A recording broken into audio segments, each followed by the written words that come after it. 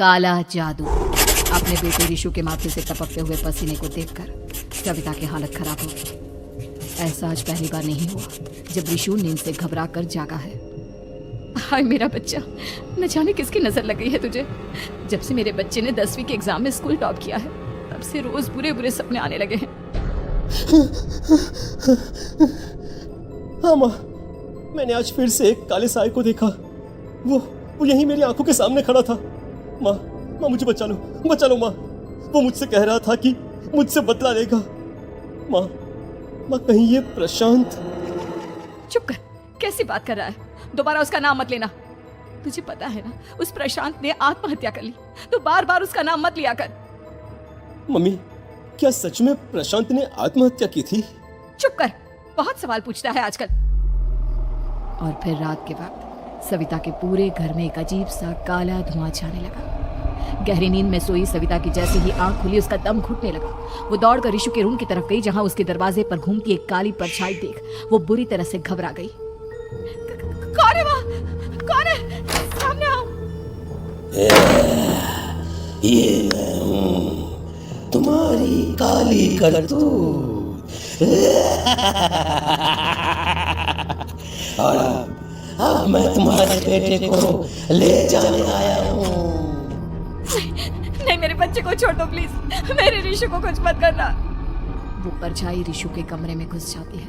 सविता भी उसके पीछे पीछे दौड़ कर जाती है और देखती है कि अब वो साया साफ नजर आ रहा था। वो सर से पैर तक खून में सना हुआ था और उसके शरीर के सारे अंग कटे फटे हैं। क्या चाहिए तुम्हें? तुम जो बोलोगे मैं करूंगी, लेकिन मेरे रिशु को छोड़ दो। उस परछाई ने रिशु को गर्दन से पकड़कर दीवार के सहारे हवा में उछाल दिया। रिशु जोर जोर से चिल्लाने लगा। माँ बचाओ मुझे, बचा लो माँ ये मुझे मार डालेगा। माँ मुझे बचा लो माँ। नहीं ऐसा मत करो, मुझे मार दो लेकिन मेरे बच्चे को छोड़ दो। मैं तुम्हारे आगे हाथ जोड़ती हूँ। वो परछाई रिशु को जमीन पर गिरा देती है और अचानक वहां से गायब हो जाती है। रिशु, मेरा बच्चा, तू ठीक तो है ना? कुछ बोल बेटा, क्या हुआ है तुझे? मैं ठीक हूँ माँ। क्या हुआ था यहाँ पर? कुछ नहीं बेटा, कुछ नहीं। तू परेशान मत हो। हम कल ही गांव के बाहर जो तांत्रिक महाराज रहते हैं उनके पास चलेंगे। ठीक है माँ, हम जल्द ही उनके पास चलेंगे। मुझे बहुत डर लग रहा है माँ। ये बार बार मुझे डरावने सपने आना, ये सब हमारे साथ क्यों हो रहा है माँ? अगले दिन सविता अपने बेटे रिशु को लेकर गांव के बाहर तांत्रिक के पास जाती है। जिस जगह पर तांत्रिक रहा करता था वो जगह बहुत डरावनी थी। चारों तरफ कंकाल और खूब भूतियां नजर आ रही थी। गांव से दूर वीराने में उस जगह पर जोर से आंधी चल रही थी। रिशु ने डर कर अपनी माँ का हाथ पकड़ लिया। माँ मुझे बहुत डर लग रहा है। ये कैसी जगह है? देख बेटा, हमारे साथ जो कुछ भी हो रहा है उसका इलाज सिर्फ और सिर्फ ये तांत्रिक महाराज ही बता सकते हैं। अब यही है जो हमें प्रॉब्लम से बाहर निकाल सकते हैं।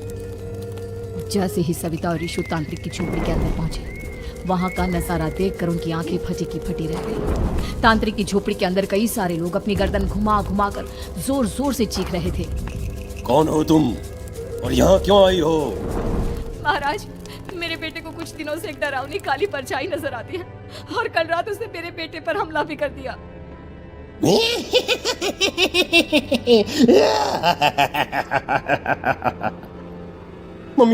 मम्मी हमें यहाँ से चलना चाहिए। ये जगह मुझे ठीक नहीं लगती। नहीं बेटा, ऐसा नहीं कहते। रुक जाओ, 2 मिनट के लिए रुक जाओ। क्या कहा? काली परछाई? तुम्हारे बेटे पर किसी काली परछाई ने हमला किया? हाँ महाराज, वो कह रही थी कि वो मेरे बेटे को कुछ कर देगी। कोई उपाय बताइए महाराज, मेरे बेटे के साथ कुछ गलत नहीं होना चाहिए। तुमने किसी दूसरे के साथ गलत किया है तो तुम्हारे साथ भी गलत होकर ही रहेगा। तुमने किसी की जान ली है, किसी को मार डाला है तुमने। नहीं महाराज, मैंने ऐसा कुछ नहीं किया। मैंने किसी की जान नहीं ली। मुझे कोई उपाय बताइए। लगता है तुम इतनी आसानी से नहीं मानोगी। मैं तुम्हें अभी उस काली परछाई से मिलवा देता हूँ और वही सारा सच तुम्हारे सामने लेकर आएगा। सविता और रिशु ने डर के मारे अपनी आंखें बंद कर ली। तभी अचानक तांत्रिक की झोपड़ी में अजीबोगरीब आवाजें गूंजने लगी। सविता और रिशु बुरी तरह से कांप रहे थे। आंखें खोलो और अपने सामने देखो। क्या यही है वो जिससे तुम कल रात को मिली थी? बताओ मुझे। हाँ, इसने कल रात मेरे बेटे के ऊपर हमला किया था। ये उसी लड़के की भटकती हुई आत्मा है जिसे कुछ दिन पहले तुमने मार डाला था। मम्मी, मम्मी ये महाराज क्या कह रहे हैं? क्या सच में आपने किसी की जान ली है? किसी को मार डाला है? अगर हाँ तो बताइए ना मम्मी, किसको मारा है आपने? किसको? तुम्हारी माँ इतनी आसानी से सच नहीं बताएगी बेटा। इसने एक बच्चे की जान ली है। कहीं उसका नाम प्रशांत तो नहीं महाराज? वो मेरा दोस्त है, मेरा मतलब मेरा पड़ोसी है। सही पहचाना। देखा सविता, तुम्हारा खुद का बेटा भी जानता है कि तुमने किसी के प्राणों की बलि चढ़ा दी और इसीलिए अब उसकी बुरी आत्मा तुम्हारे घर में भटकती है। मुझे माफ कर दीजिए महाराज, मुझसे बहुत बड़ी गलती हो गई। प्रशांत हमारे पड़ोसी का बेटा था। हर बार उसके नंबर मेरे बेटे से ज्यादा आते थे और इसलिए मैंने उसके कमरे के बाहर काला जादू किया था, पर मुझे नहीं पता था कि वो मर जाएगा। तुम्हारे उसी काले जादू वाली गुड़िया के अंदर एक बुरी आत्मा थी जिसने उस बच्चे के दिमाग पर बुरा असर कर दिया और उसी की वजह से उस लड़के ने अपनी बालकनी से कूदकर आत्महत्या कर ली। इसकी वजह सिर्फ और सिर्फ तुम हो, तुम। नहीं नहीं महाराज, जो कुछ भी हुआ मुझे नहीं पता था कि प्रशांत अपनी जान दे देगा।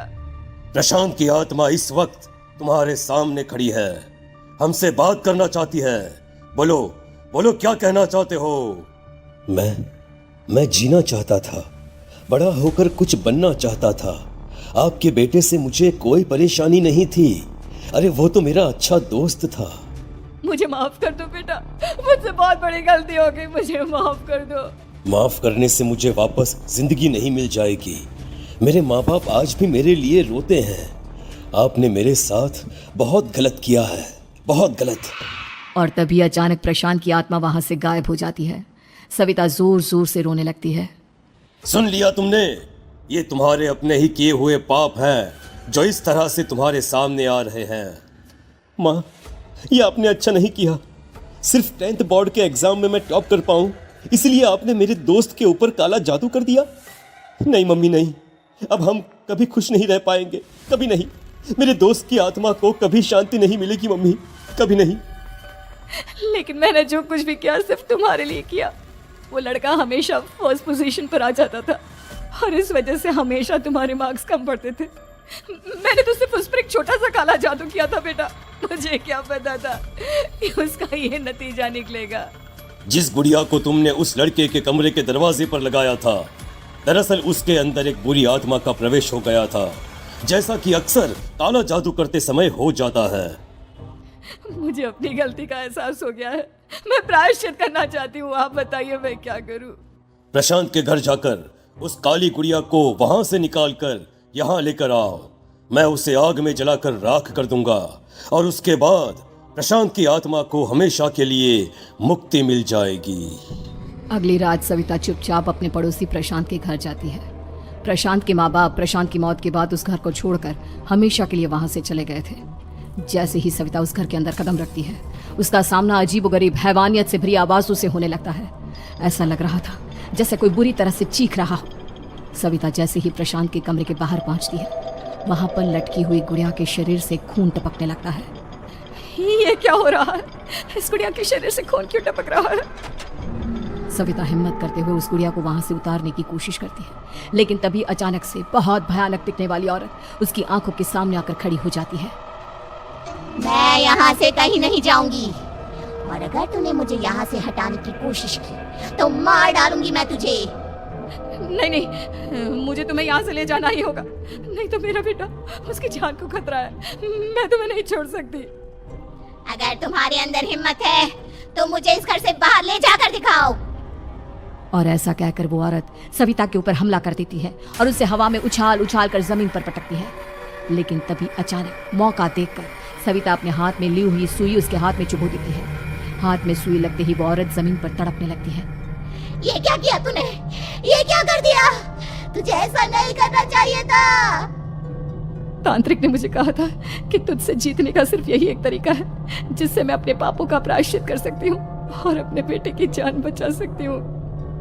और उसके बाद वो डरावनी दिखने वाली औरत एक छोटी सी जादुई गुड़िया में तब्दील हो गई और सविता ने उसे ले जाकर तांत्रिक को दे दिया। तांत्रिक ने जादुई गुड़िया को आग के हवाले कर दिया।